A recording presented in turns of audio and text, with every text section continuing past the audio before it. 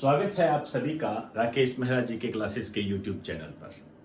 आज इस चैनल पर मैं दुनिया जो चुनौतियों से जूझ रही है उन सभी चुनौतियों में से दो चुनौतियों पर बात करने जा रहा हूं और उन दो चुनौतियों में से सबसे खतरनाक चुनौती जो है उसकी बात मैं आपको बताऊंगा।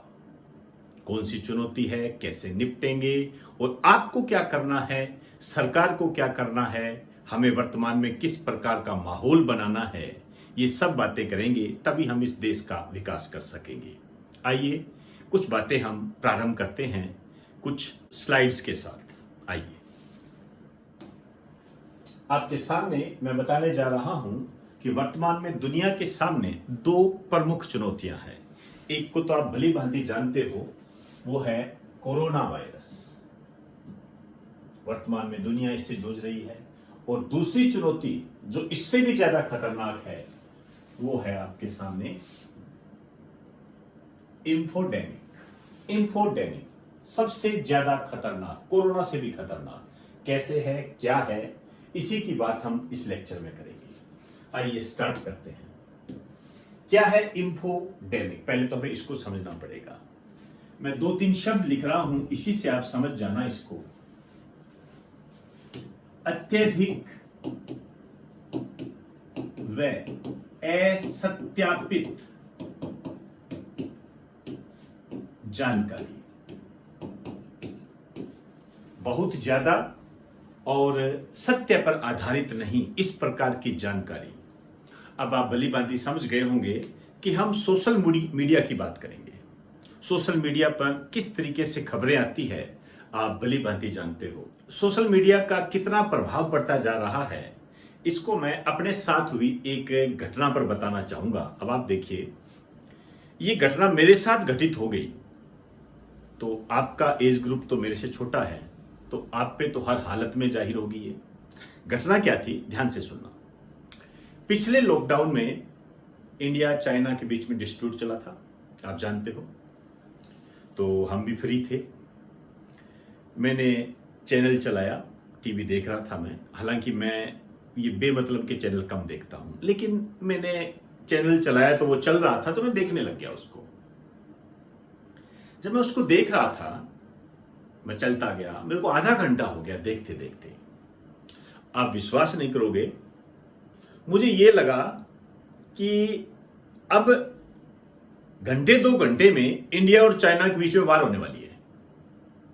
आप सोचिए, उनके बोलने के तरीके ने, उनके कहने के तरीके ने, अपने आप को रिप्रेजेंट करने के तरीके में, उस खबर को सनसनीखेज बनाने के चक्कर में उन्होंने एक 40 साल के व्यक्ति के दिमाग में यह फिट कर दिया कि इंडिया और चाइना के बीच में 1 घंटे के बाद वार स्टार्ट हो जाएगा।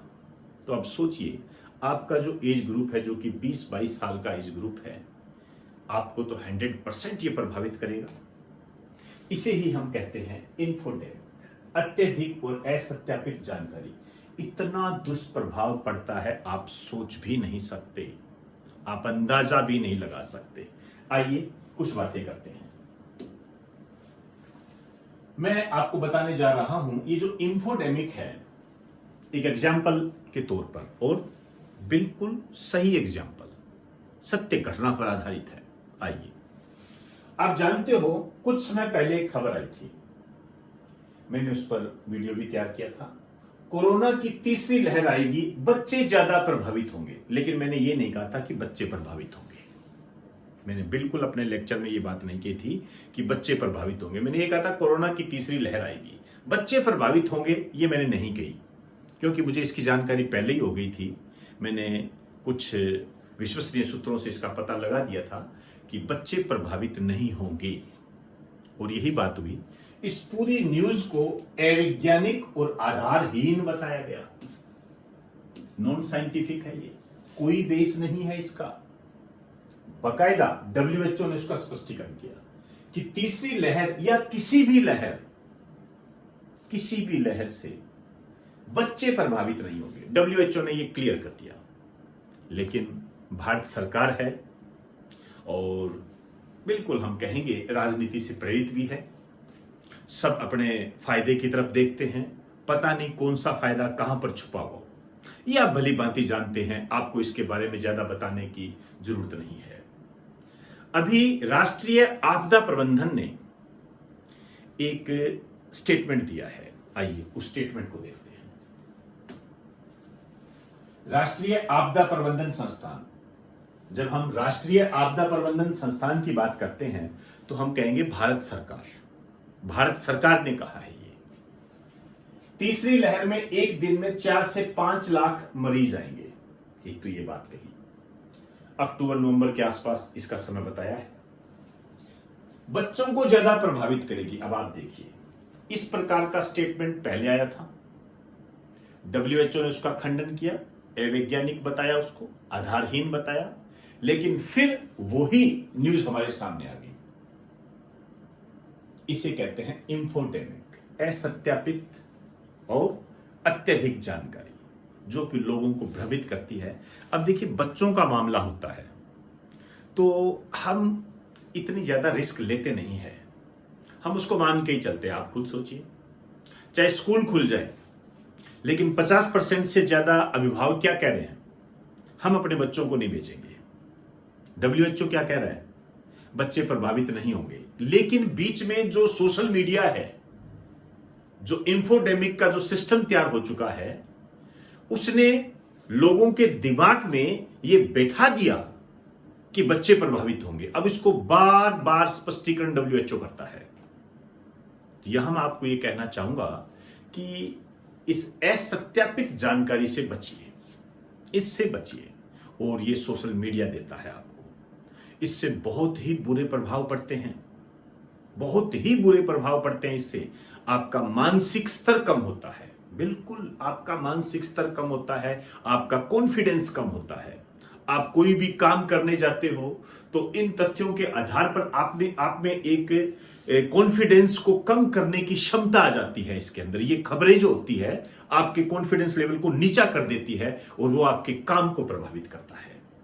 मैं ये नहीं कह रहा कि कोरोना महामारी है ही नहीं, बिल्कुल कोरोना महामारी से पूरा विश्व गुजर रहा है, लेकिन ये जो भ्रामक जानकारियां हैं इससे हमें बचना होगा। नहीं तो आप मान के चलिए, अवांछित सामाजिक तत्व जो है ये इतना प्रभावी हो जाएंगे और इसी पूरे सिस्टम में अपने काम को वो निकाल लेंगे। उनकी जो भी असामाजिक गतिविधियां हैं वो इसमें संचालित होती रहेगी और एक आम नागरिक उससे प्रभावित हो जाएगा। आइए कुछ बातें और करते हैं। मैं इसके बारे में कुछ बताना चाहूंगा। बच्चों के बारे में तो WHO ने क्लियर कर दिया है कि है ही नहीं, बच्चे प्रभावित नहीं होंगे। मैं कुछ बातें और बताऊंगा, लेकिन फिलहाल मैं बात करना चाहूंगा इसकी। वास्तव में क्या है, इन्होंने कहा है 4 से 5 लाख मरीज आएंगे। इसका स्पष्टीकरण देना चाहूंगा। क्या है इसका स्पष्टीकरण? इतने केस आए तो कितने बेड की जरूरत पड़ेगी, कैसे हम प्रबंधन करेंगे? इसका मतलब यह है, यदि इतने आ जाए तो क्या होगा। ये क्या कह रहे हैं, आएंगे, आएंगे कह रहे हैं, ऐसा नहीं है, ध्यान रखें। ये तो एक हमने एक पैमाना तैयार कर लिया है कि ऐसा होगा तो हमें कैसे निपटना है, और निपटने की दिशा में यदि हम कोई कदम उठाते हैं तो वो जायज है, एक अच्छे प्रबंधन की निशानी है।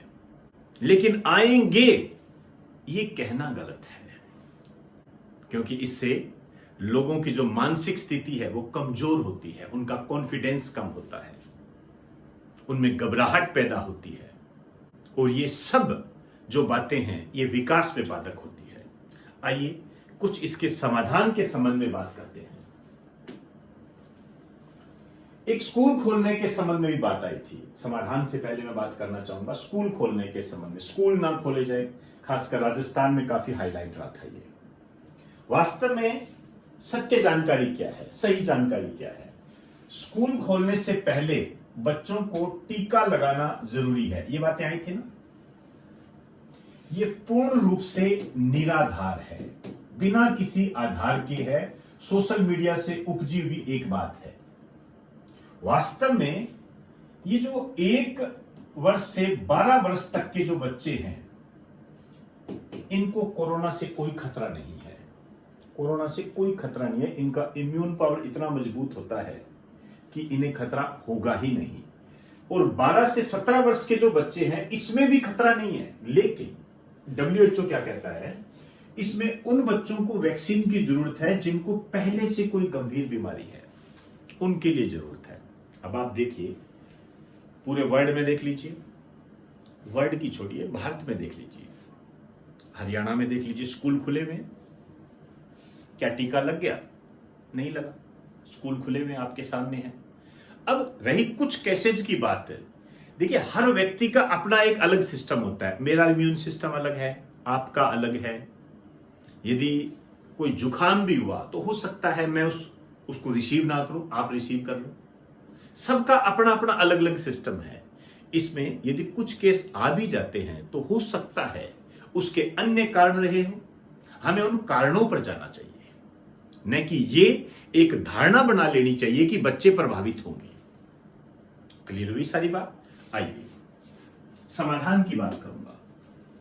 भारत को क्या करना चाहिए? एक तो ये जो सरकारें जो है, चाहे वो स्टेट गवर्नमेंट है चाहे वो सेंट्रल गवर्नमेंट है, इनको भ्रामक और गलत खबरों का तत्काल खंडन करना चाहिए। इसके लिए बाकायदा एक डिपार्टमेंट बनाना चाहिए, नीति बनानी चाहिए, डिपार्टमेंट बनाना चाहिए। लोगों को बहुत ही आसान भाषा में जो भी जानकारी है, सत्य और तर्कयुक्त, वो उपलब्ध करवाएं। दूसरा, मीडिया को सनसनीखेज खबरों से बचना चाहिए। ये तो मैंने आपको पहले कई बार अपने लेक्चर में बताया ही है कि ये जो सिस्टम है, ये मान के चलना, यदि ये इसी तरीके से चलता रहा, ये सोशल मीडिया जो आप देखते हो, यदि ये इसी तरीके से चलता रहा तो मान के चलना ये एक दिन भारत को ले बैठेगा। ये इससे बहुत बचना बहुत जरूरी है। ये जो इस तरीके से जो खबरें बताता है, उस खबरों को बताने का तरीका ही अपने आप में क्या है, एक बिजनेस है। उस बिजनेस को हमें रोकना पड़ेगा। चौथा स्तंभ माना जाता है मीडिया। आपके कई बार क्वेश्चन भी आया है, ये वास्तव में इसको अपनी गरिमा बनाए रखनी चाहिए और इस दिशा में ये काम पूर्ण रूप से नहीं कर रहा है। मेरे से ज्यादा ये बात आप बखूबी जानते हो। तीसरी बात, लोगों को सोशल मीडिया की बजाय विश्वसनीय सूचना स्रोतों से जानकारी प्राप्त करनी चाहिए। जैसे एक विश्वसनीय स्रोत की बात करूं तो WHO की वेबसाइट, ये एक तरीके से विश्वसनीय स्रोत है। हमें ऐसी खबरों का खंडन करना चाहिए जो कि भ्रामक हो और असत्यापित हो। तो दोस्तों, ये कुछ बातें मैंने आपको बताई है। भ्रामक खबरों से दूर रहे, अपने कॉन्फिडेंस को मजबूत रखें। आपके एग्जाम आने वाले हैं, किसी भी तरीके से इनसे दूरी बनाकर रखें। SI का पेपर होगा या नहीं होगा, इस दिशा में ये एक सिफूगा छोड़कर आप ये तो समझ गए होंगे कि कई बच्चों की पढ़ाई को ले बैठा ये। आधे से ज्यादा बच्चे तो अब ये सोच रहे हैं होगा नहीं होगा, कई दुआ मांग रहे हैं आगे हो जाए, कई कह रहे हैं यहीं रह जाए। आपके सामने सारी स्थितियां हैं। मोबाइल फोन पर दो दोस्त आपस में कई घंटों बात कर रहे हैं, तू क्या कहता है, SI का पेपर आगे होगा कि नहीं होगा। अब आप देखिए हम किस दिशा में जा रहे हैं। RPSC की बजाय या किसी अधीनस्थ बोर्ड की बजाय हम अपने दोस्त से पूछ रहे हैं कि तू क्या कहता है, और वो आपको बताएगा कि SI का पेपर होगा कि नहीं होगा। आप खुद सोचिए सोशल मीडिया से कितने प्रभावित हो गए और आप अपना कीमती समय बर्बाद कर रहे हो। तो दोस्तों, अपना कीमती समय बर्बाद मत कीजिए। डेट आगे होगी या नहीं होगी, ये आपसे पूछकर नहीं होगी। आप अपनी तैयारी करें। हाँ, कुछ समस्याएं जरूर होती है, जैसे अभी जो समस्या हमारे सामने आ रही है कि जो यूनिवर्सिटी के एग्जाम है वो बीच में पड़ रहे हैं, तो इसके लिए आप ज्ञापन दे सकते हो, RPSC में जाकर प्रार्थना पत्र दे सकते हो, और इसके अलावा ट्विटर पर अभियान भी चला सकते हो। इसमें कोई दो राय नहीं है। यदि आपके अधिकारों का हनन होता है तो भारतीय संविधान आपको इसकी इजाजत देता है कि आप इसका विरोध करें, लेकिन आपको अपनी पढ़ाई भी प्रभावित नहीं करनी है, ये ध्यान रहे। क्योंकि यदि आपकी पढ़ाई प्रभावित हो गई तो मान के चलना इसका खामियाजा कोई आयोग या कोई बोर्ड नहीं भुगतेगा, इसका खामियाजा सिर्फ आपको ही भुगतना पड़ेगा। इसलिए ध्यान रहे, अपनी तैयारी को यथावत रखें और जो भी सिस्टम चल रहा है, आप यदि किसी बात का विरोध कर रहे हो, किसी कारण का यदि आप विरोध कर रहे हो तो उसका विरोध कीजिए, यह आपका अधिकार है, लेकिन अपनी पढ़ाई को प्रभावित ना करें। तो इजाजत चाहूंगा। आप सभी को मेरा नमस्कार।